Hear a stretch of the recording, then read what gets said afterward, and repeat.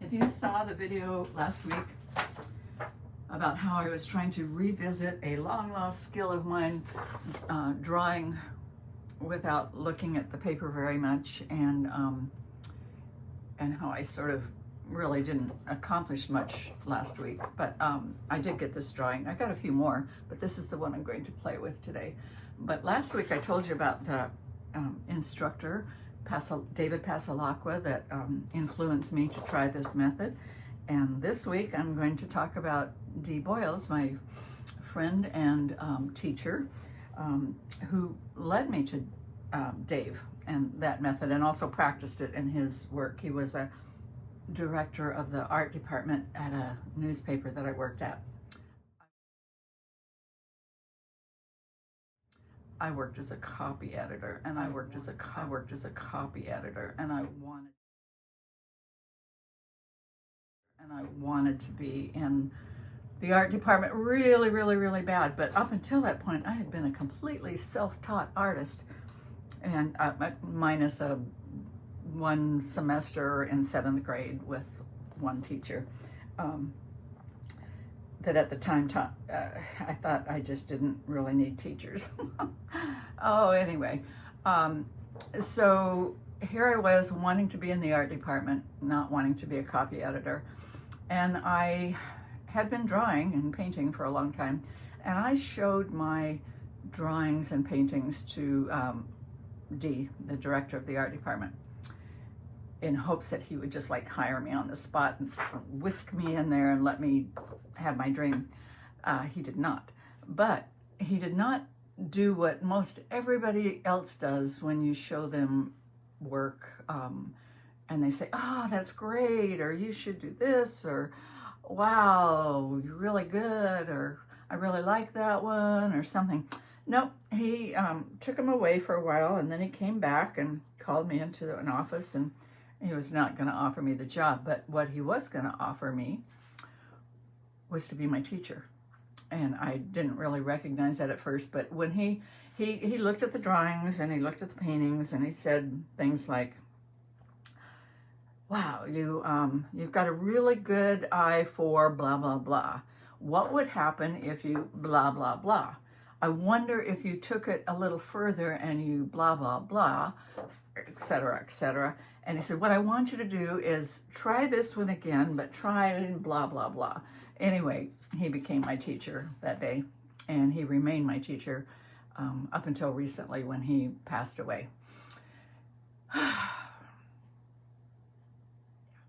So last week I did this drawing for the video, trying to recapture some of my skills at drawing without looking at the paper, and I didn't do a really good job of that.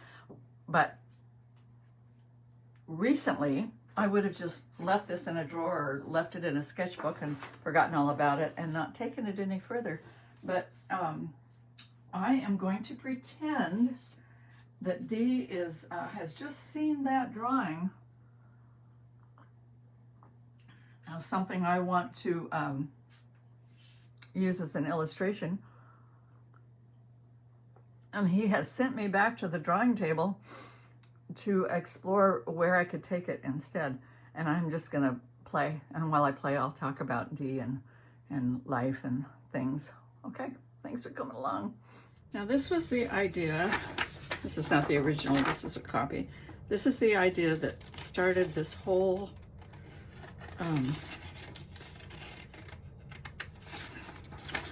thought about how I could use some of my zillions of acrylic pours and other drawings in with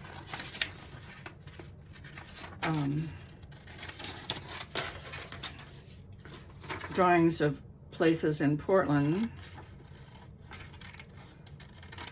in a mixed media exploration of a new painting series. Now, I'm not going to get there today, but I am going to play around with it and get some ideas going. Okay, I don't think you want to watch all of this, but maybe you do. Anyway, I'm not trying to cut these perfectly because I don't think these are final pieces at all. Maybe, who knows?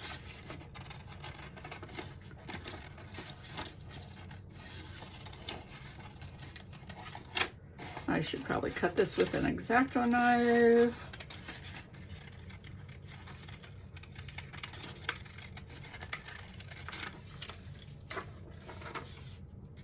I like leaving a little bit of white around it.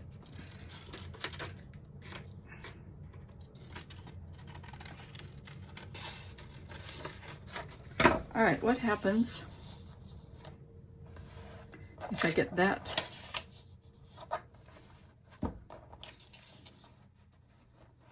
I wish that sky was a little longer. Let's go look and see what else I have. Well,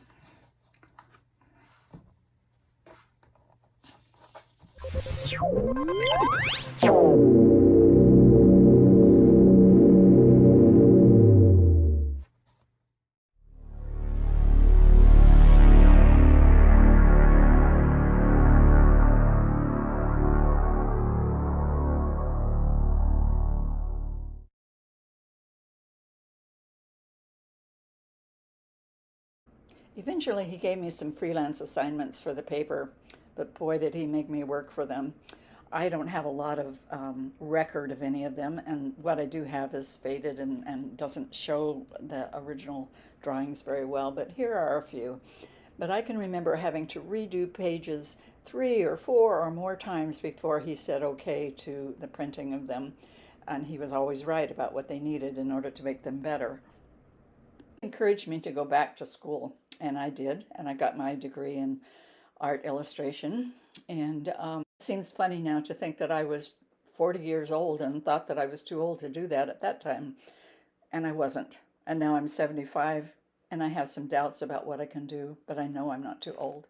I don't think you're ever too old to learn something new or explore things in a new direction.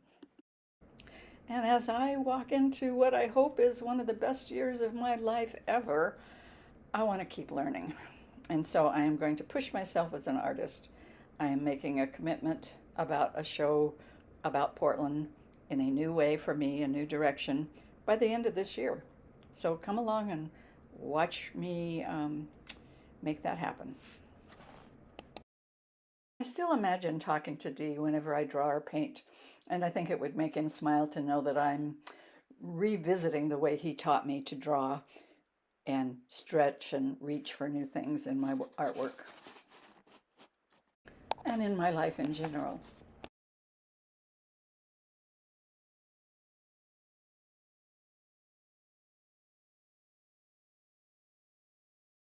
I wasn't there, but I heard just before he passed away, he said he was tired and ready, and then he smiled and said,